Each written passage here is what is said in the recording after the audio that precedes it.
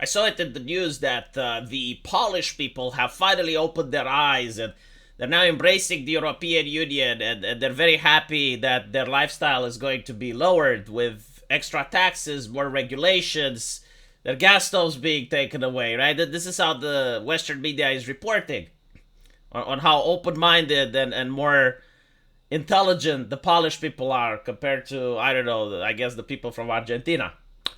I did speak with Polish people. I do collaborate with a lot of them, and I do have Polish subscribers. So I asked them like what went on, like what happened, and the response is that Tusk is part of a coalition. Like he wasn't the most beloved person in Poland. In fact, he was the second most beloved. But due to the fact that he's in a coalition, he managed to be in this position of power right now. The second thing that I asked is like, why did people vote for him? And apparently, the opposition party, the one that lost, they did focus on family unit. They did focus on protecting the borders, but they said one thing and did another. So, for instance, their family unit policies didn't seem to work.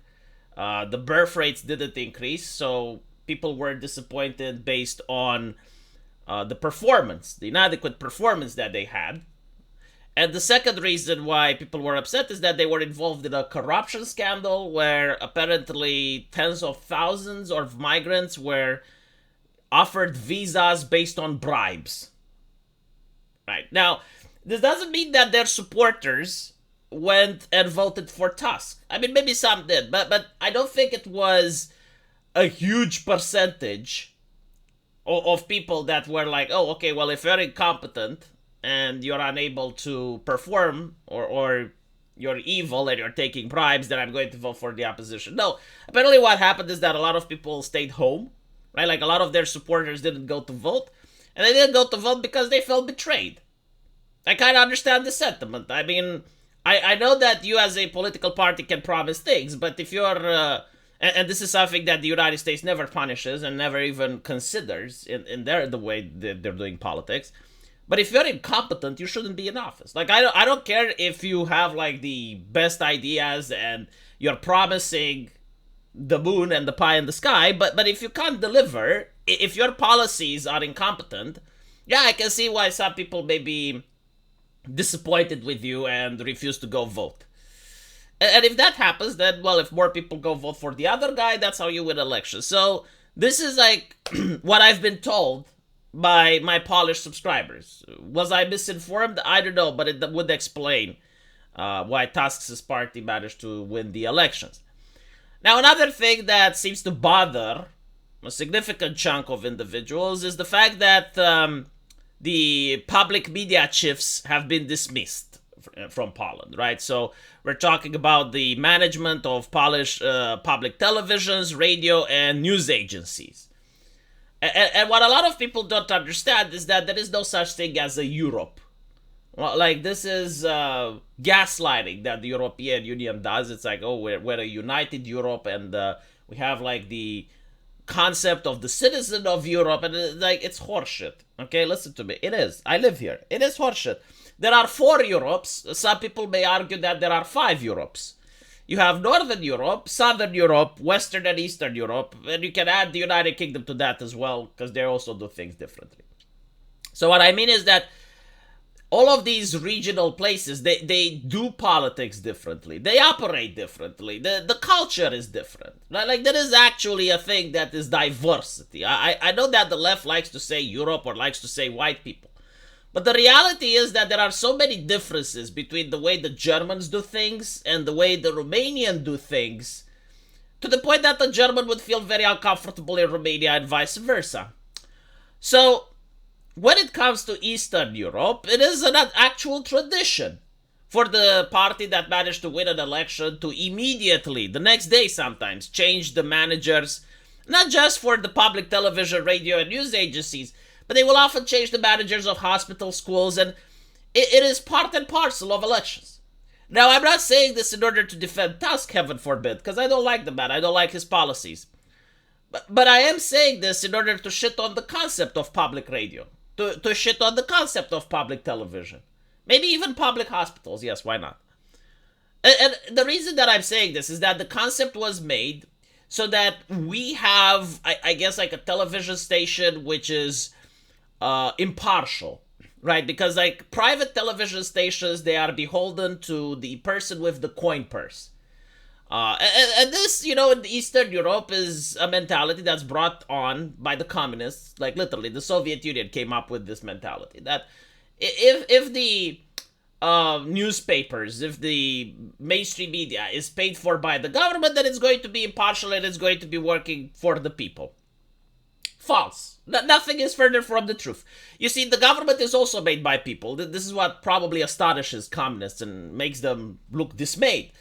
Yes, like the people in the government, they are human beings, right? It's not like an entity. It's not God.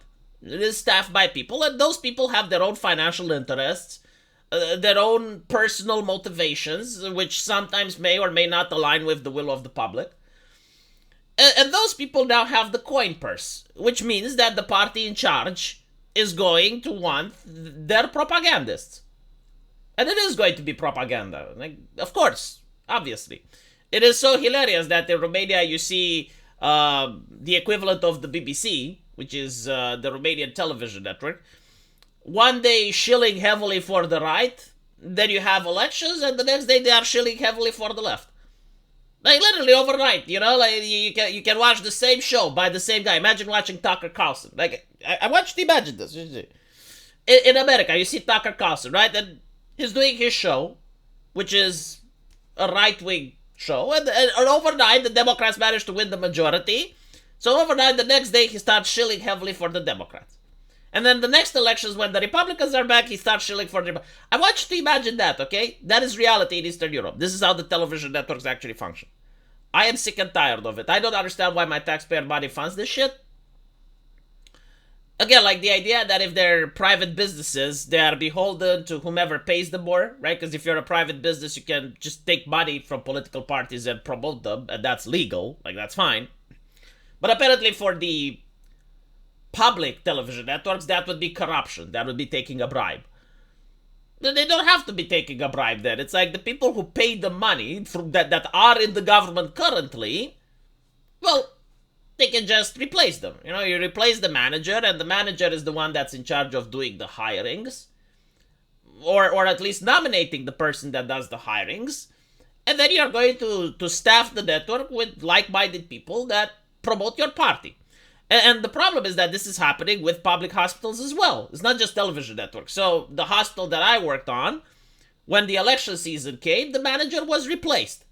The problem with this is that, of course, you want a manager that's competent. You want the manager that does a good job.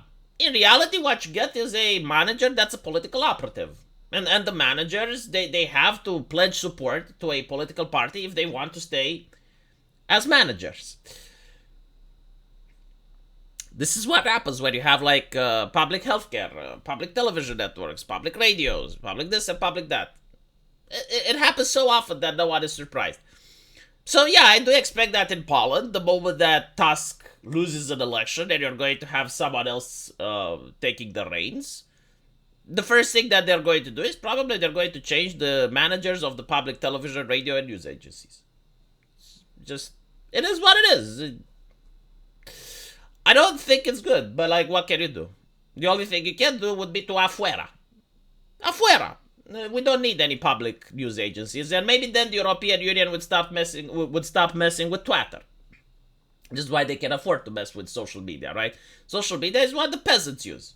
They use the television networks, which are funded by the government. In other words, my money. Let me know what you guys think, though. And as usual, I will see you in the comment section. Take care.